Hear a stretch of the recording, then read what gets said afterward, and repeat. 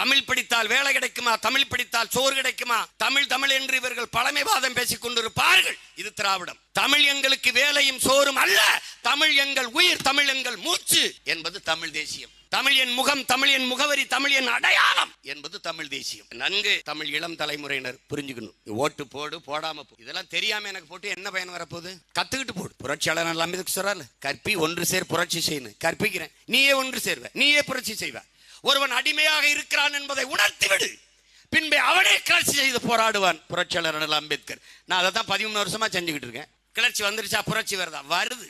ஒரு எளிய மகனால் ஒரு பின்புலமும் இல்லாமல் 36 லட்சம் வாக்கை பெற முடியும் என்றால் அது புரட்சி தான், அது கிளர்ச்சி தான். ₹1 காசு கொடுக்காமல், குவார்டர் பிரியாணி கூட்ட தலைக்கு ₹200 கொடுக்காமல் பலாயிரக்கணக்கான மக்களை வீதியிலே பேசுவதை கேட்க கூட்டிவிட முடியும் என்றால் அது மாறுதல் தான், கிளர்ச்சி தான், புரட்சி தான், பெருமாறுதல் தான்.